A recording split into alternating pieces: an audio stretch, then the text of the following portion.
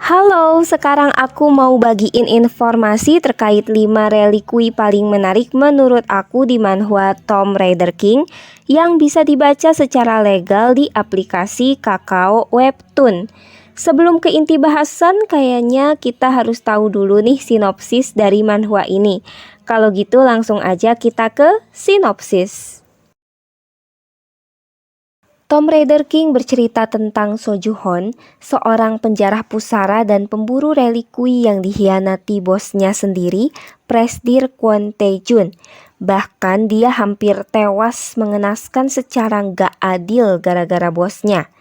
Di tengah kondisi antara hidup dan mati, datang seekor gagak yang tiba-tiba memberikan Sojuhon kesempatan hidup serta kesempatan kembali ke waktu 16 tahun lalu saat pusara dan relikui pertama kali muncul.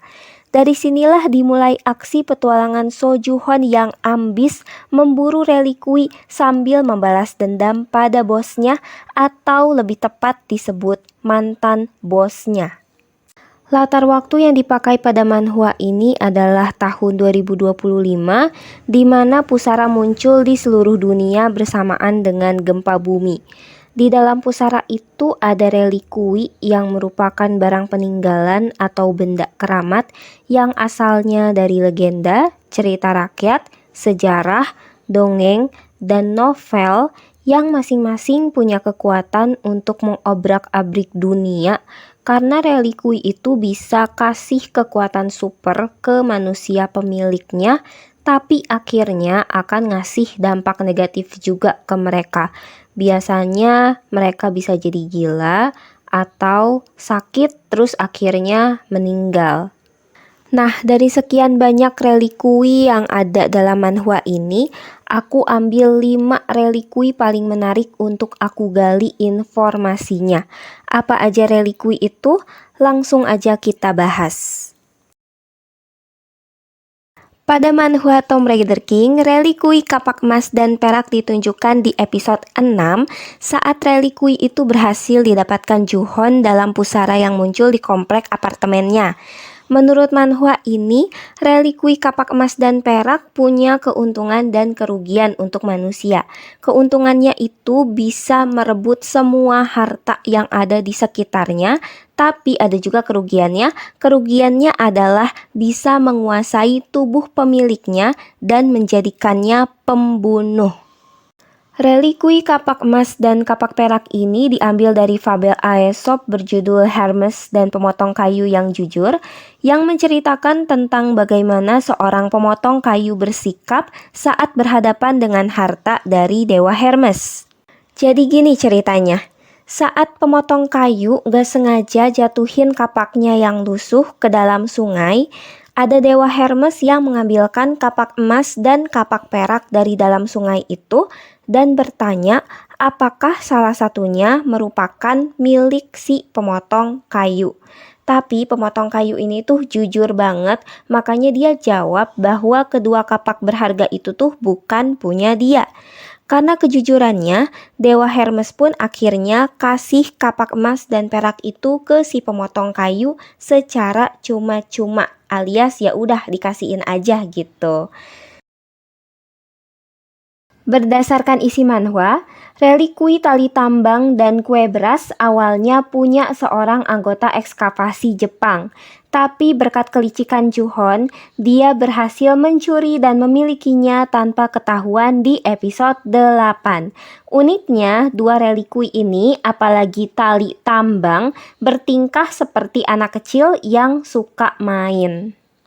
Relikui tali tambang dan kue beras diambil dari dongeng Korea berjudul Kisah Kakak Beradik yang Menjadi Matahari dan Bulan, yang menceritakan tentang kue beras yang dibawa seorang ibu dan tali tambang yang menyelamatkan hidup dua anak yang merupakan kakak beradik. Kue beras didapat seorang ibu miskin setelah bekerja di sebuah pesta.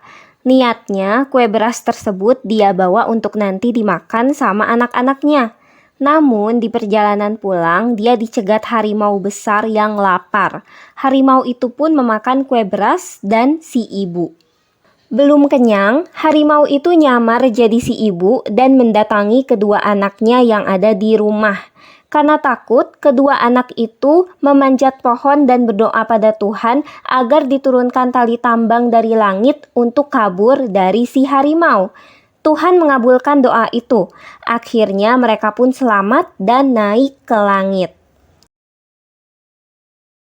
Dalam manhwa Tomb Raider King pada episode 8-10, Sojuhon menemukan relikui pedang Muramasa di dalam pusara dekat minimarket tempatnya membeli minuman.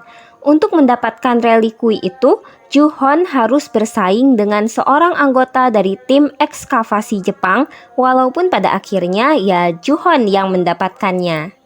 Relikui pedang Muramasa berasal dari legenda Jepang mengenai pedang terkutuk. Di beberapa legenda disebutkan bahwa pedang Muramasa ditempa oleh seorang ahli pedang bernama Muramasa Sengo yang haus darah dan penuh dendam serta amarah, sehingga karakteristik itu kemudian menurun pada pedang tersebut. Selain itu, pedang Muramasa dikatakan mengincar orang dengan ambisi atas kekuatan dan kekuasaan yang tentu tak selalu baik jalannya. Ada pula legenda mengenai pedang Muramasa yang disebut telah dibuat di tempat-tempat terkutuk dan berhantu, dijadikan senjata untuk membunuh keluarga shogun, dan ditakdirkan membuat pemiliknya gila hingga bisa membunuh orang secara membabi buta untuk memenuhi hasrat haus darah dari pedang itu. Autor dari manhwa Tomb Raider King menunjukkan bagaimana Sojuhon lumayan kesulitan menaklukkan relikui pedang Muramasa hingga lengannya terluka cukup parah. Menurut isi manhwa, 3 relikui dewa Mesir yaitu Set, Osiris, dan Anubis muncul di episode 22-25 saat Sojuhon bertemu dan diserang di sebuah kafe oleh Presdir Kwon, bosnya dulu. Relikui Dewa Mesir dikategorikan sebagai relikui kematian karena tingkat bahaya dan kerusakan yang ditimbulkan setelahnya. Bahkan kemunculannya disebut sebagai bencana pusara karena itu merupakan awal relikui diketahui orang-orang di seluruh dunia. Jika mengacu pada mitologi Mesir, Set adalah dewa gurun, badai, dan orang asing. Set dideskripsikan sebagai manusia berkepala anjing. Ini sesuai dengan gambaran dewa Set pada manhwa Tomb Raider King. Set memiliki karakter temperamental dan dikenal tidak akur dengan Osiris, sehingga dia yang berlaku sebagai pemberontak perebut kekuasaan adalah dewa yang membunuh Osiris dan memotong mayatnya. Lalu Osiris dikenal sebagai dewa maut atau kematian Mesir kuno yang bertugas menghakimi manusia menurut pahala dan dosa yang mereka lakukan semasa hidup. Sementara itu, Anubis adalah dewa yang erat kaitannya dengan Osiris karena dia bertugas menjaga timbangan amal manusia dan mengawal jiwa mereka yang telah mati ke alam baka atau dunia bawah.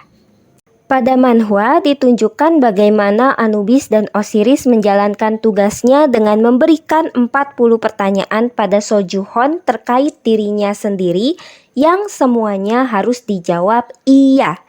Kalau berhasil jawab sesuai ketentuan, relikui Anubis dan Osiris dapat dimiliki Sojuhon. Tapi kalau nggak bisa jawab semua pertanyaan dengan jawaban iya, maka ujian gagal dan Juhon harus mendapat hukuman yang berat. Relikui kode Hammurabi berhasil didapatkan Sojuhon pada acara pelelangan di kota Paris dan dia gunakan pertama kali di episode 18 saat 3 orang pesuruhnya berniat mencuri tas Juhon yang berisi relikui bernilai tinggi. Berdasarkan sejarah, kode Hammurabi adalah semacam undang-undang atau hukum tertulis yang dikeluarkan oleh Raja Babilonia bernama Hammurabi dan dituliskan di atas permukaan prasasti batu berukuran 2,25 meter. Pada manhwa disebutkan bahwa asas hukum dari kode Hammurabi yang terkenal adalah mata ganti mata, gigi ganti gigi. Saat menangkap 3 suruhannya yang berniat kabur dan mencuri barangnya, Juhon mengucapkan asas mata ganti mata, gigi ganti gigi. Pengkhianatan dibayar dengan pengkhianatan. Selain itu, saat melawan relikui Anubis, Ju-hon juga memakai kode Hammurabi dan mengucapkan mata ganti mata, gigi ganti gigi. Rasakanlah serangan kalian sendiri untuk membalikan serangan yang dilemparkan pada Ju-hon. Ya, itulah informasi 5 relikui menarik berdasarkan manhwa Tomb Raider King. Di samping relikuinya yang menarik, isi cerita dan karakteristik So Ju-hon sebagai karakter utama yang licik dan penuh taktik menjadi poin keseruan di manhwa ini. Oh iya, masih banyak daftar relikui unik lainnya yang muncul di manhwa loh. Kalau kamu penasaran, kamu bisa ikut baca Tomb Raider King di aplikasi Kakao Webtoon yang pastinya legal 100%. Gimana cara bacanya?